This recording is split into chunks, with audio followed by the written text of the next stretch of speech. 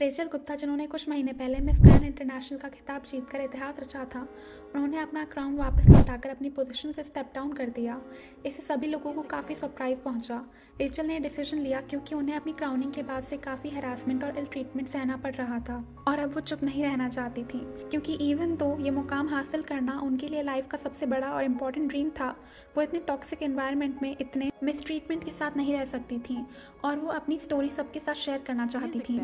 इसके बाद उन्होंने अपने यूट्यूब चैनल पर एक वीडियो रिलीज़ की जिसमें वो अपने मिसट्रीटमेंट और हरासमेंट के बारे में डिटेल में बताती हैं। उन्होंने बताया कि उनके बिताए हुए past 7 months as Miss Grand International बहुत डिफ़िकल्ट थे। She then said कि बाकी कंट्रीज़ के contestant often bought their votes and she couldn't afford to buy any, और मिस ग्रैंड इंटरनेशनल यानी MGI की ऑर्गेनाइजेशन मनी और डोनेशंस एक्सेप्ट करती थी और उन कंट्रीज़ को फेवर भी करती थी।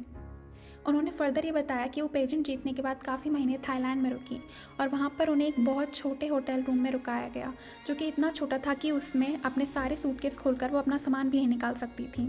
फिर इसके बाद उन्हें एक दूसरे घर में शिफ्ट कर दिया गया जो मेन सिटी से 1 घंटा दूर था और उधर उन्हें खाना पीना भी प्रोवाइड नहीं किया जाता था, ना ही वो खुद के लिए कुक कर सकती थी क्योंकि उधर खाने पकाने के लिए बर्तन भी नहीं थे।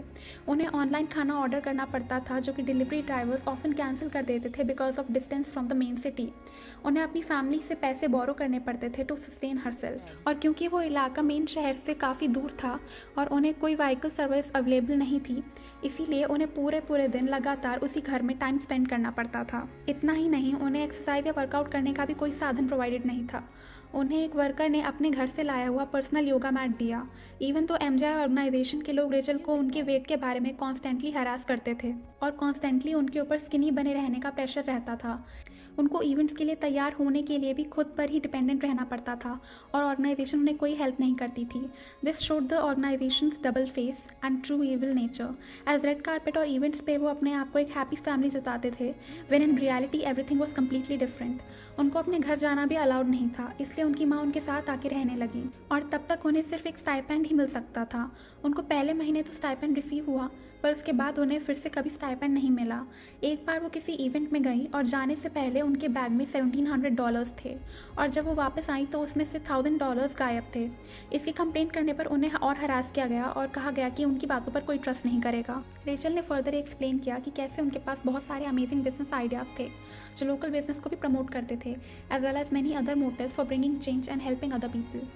बट वो ये सारी चीज़ें नहीं कर पा रही थी क्योंकि MGI की ऑर्गेनाइजेशन को सिर्फ खुद के फ़ायदे और बेनिफिट से मतलब था, उनको सिर्फ पैसे कमाने से मतलब था। उनको बहुत सारे अमेजिंग प्रॉस्पेक्ट्स और डील्स भी ऑफर हुई थी जो कि वो नहीं ले पा रही थी बिकॉज उनके पास MGI का कॉन्ट्रैक्ट था। रेचल गुप्ता की विक्ट्री परेड भी उनके पापा ने प्रिपेयर की थी और MGI का उसमें कोई भी कंट्रीब्यूशन नहीं था, पर फिर भी MGI ने उस परेड की फ़ोटोज़ खींचकर अपना वाटरमार्क लगाकर ऐसा प्रिटेंड किया कि वो इवेंट उन्होंने ऑर्गेनाइज़ किया था। उनका कहना था कि मिस वर्ल्ड के पार्टिसिपेंट्स को मिडिल एज्ड मैन के साथ ज़बरदस्ती सोशलाइज करना पड़ता था to show their appreciation toward the financial contribution they made. Contestants को पूरा टाइम मेकअप में रहना पड़ता था और इवन ब्रेकफास्ट के टाइम बॉल गाउन्स पहनने पड़ते थे क्योंकि इससे इंडिया में होस्ट किया जा रहा था। इसलिए एक senior IAS officer in Telangana was asked to conduct a query, but उनका कहना था कि उन्हें ऐसी किसी हरासमेंट का कोई एविडेंस नहीं मिला। सोचने वाली बात है कि उन्हें कोई एविडेंस मिलता भी कैसे। वो सारे मिडिल एज्ड मैन फाइनेंशियली और सोशली बहुत बड़ी पोजीशंस पर होंगे और उनकी रीच गवर्नमेंट सिस्टम्स और एडमिनिस्ट्रेशन में भी होंगी, तो it is not the least bit surprising कि उन्हें कोई एविडेंस नहीं मिला। तेलंगाना के मिनिस्टर एंड भारत राष्ट्र समिति के वर्किंग प्रेसिडेंट KT रामाराव ने भी इस सिचुएशन को स्ट्रांगली कंडेम किया। All of this shows the ugly side of the glamorous industry of pageants, जहाँ पे ऐसा दिखाया जाता है कि ऐसे ऑर्गेनाइजेशंस और इंडस्ट्रीज सोशल वर्क में इंटरेस्टेड हैं और लोगों की मदद करना चाहते हैं और ये फील्ड काफ़ी ग्लैमरस और कंफर्टेबल और रिस्पेक्टफुल है, जबकि ये बस एक दिखावा है। ऐसी ऑर्गेनाइजेशन का सिर्फ एक ही मोटिव रहता है, यंग लड़कियों को ख्वाब दिखाना और फिर उन्हें एक्सप्लॉइट करना और सिर्फ पैसे कमाना।